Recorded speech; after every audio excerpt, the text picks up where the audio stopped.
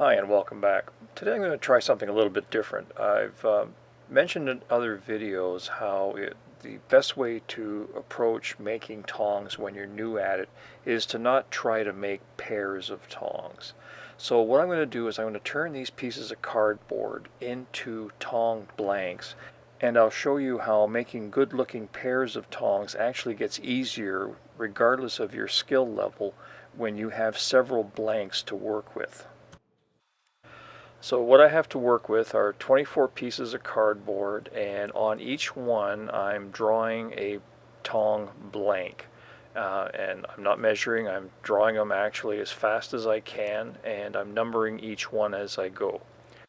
Now I've made a lot of these tongs, so I have a very clear picture in my head of what one half of a pair of tongs looks like. So they're going to look okay as I'm drawing them. The bits are going to line up perfectly in the center of the hinge area, and the hinge area is going to be off to the inside edge of the rein. So all of that is going to look right. But the size of the bits, the size of the bow, and the size of the hinge area are all going to be random because I'm not measuring that at all. As I said earlier, I'm just drawing these down as fast as I can. So aside from that, unlike a novice who is trying to measure and make them as accurately as possible, I'm trying to do my best to screw up. And theoretically, logic would tell you that there probably isn't any of these that are going to fit together and make a decent pair of tongs. But I know from experience that that isn't the case, and one thing that people often forget is that we're just hardwired to do very accurate measurements. I mean, that's how we recognize people's faces and recognize their voices. We can tell the differences between things. We just don't really have a good way of quantifying any of that. So here I have all the pairs lined up in order. So the first one that I cut out is together with number 2, and then 3 is with 4, 5 is with 6, and so on.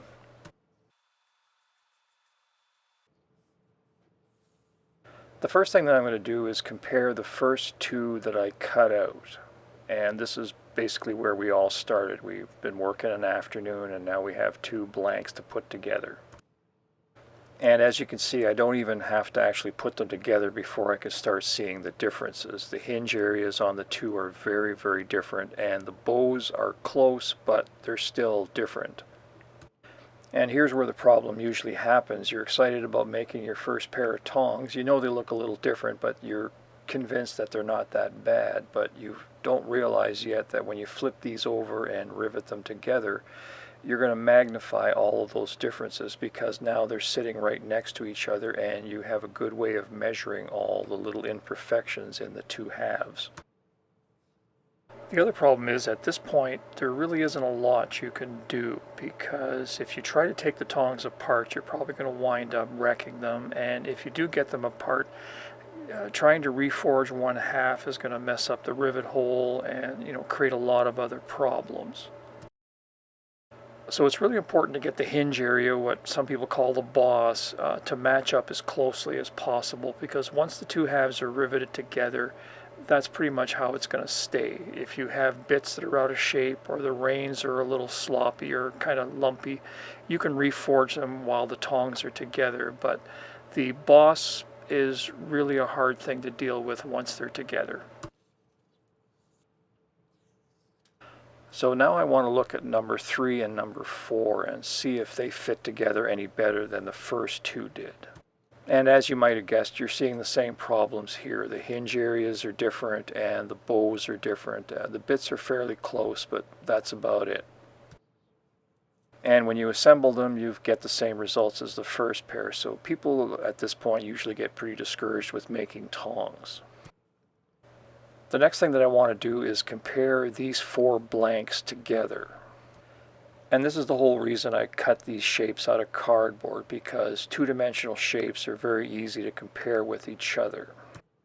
So here you can see that 1 and 3 are actually pretty close, and if I assemble these 2, I'm going to get a decent looking pair of tongs. 2 and 4 don't match up with each other, so they're oddballs right now, and I have to set them aside. So out of these 4 blanks, I managed to assemble 1 pair of tongs that are going to look okay. And that was just simply because I didn't rivet these two pairs of tongs together as I was making them. I left them as blanks and then I compared them afterwards.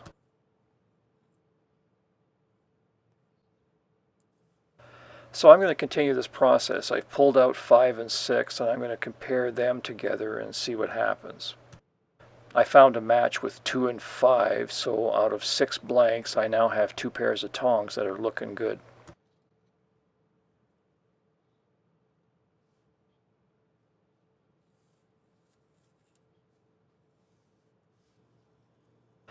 Now I've pulled in 7 and 8 and I'm going to see if I can get a match with either of those two. And I got lucky with this round because I was able to match up the last 2 oddballs that I had on the table. So out of 8 blanks I got 4 pairs of tongs. That's as good as it gets. If I had continued on the way I had started, riveting the pairs as I forged them, I wouldn't have gotten any pairs of tongs that looked good.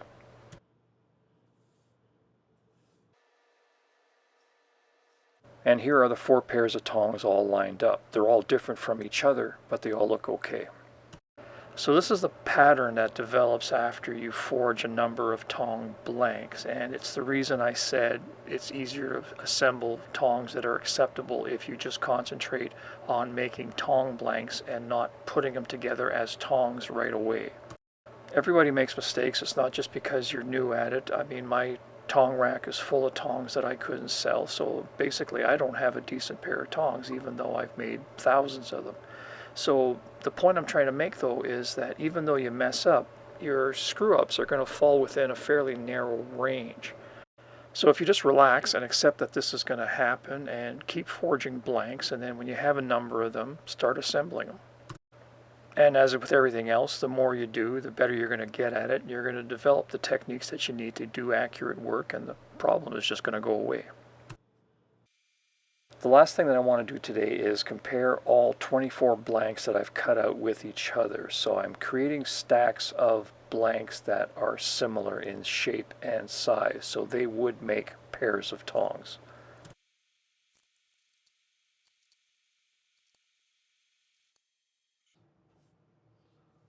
So here's what I came up with. The first stack had 6 blanks in it. The next stack only had 1 blank in it. The third stack had 6 blanks in it. The fourth stack had 4 blanks. The fifth stack again had 6 blanks. And the final stack had only 1 blank. So out of 24 blanks, there are only 2 blanks that I couldn't match up into a pair of tongs. All the other stacks had even numbers, so I could assemble those into pairs of tongs that would look very respectable. So this is a good place to start. Your results may vary quite a bit. You may have more stacks, you may have less, but your goal is to try to get to as few stacks as possible. Ideally, you should have 1 stack with most of your tongs in that stack, and then another stack with just a couple of blanks in it. Don't use this exercise as a way to avoid the problems of trying to work accurately. To be able to make multiples of anything, you need to be able to measure accurately and work in a very systematic manner. And making tong blanks is a great exercise to learn those skills. Because learning to work accurately isn't just something that you can pull off a shelf every once in a while and use it when you need it. You have to continually work at it and push yourself to work as accurately as possible so that when you need it, it just becomes second nature. But until you get the experience to develop those skills, this will at least give you a way of having a tong rack that you can look at and not feel embarrassed about. So if you're new to blacksmithing, try to be the first smith in history that hasn't had to say, yeah, they're ugly, but they work. Hi, I'm Dennis, and thanks for watching. If you have questions and you want to contact me directly, you can do so by emailing me at either one of the addresses that I have listed here. It may take me a couple of days, but I will get back to you. Thank you, and we'll see you next time.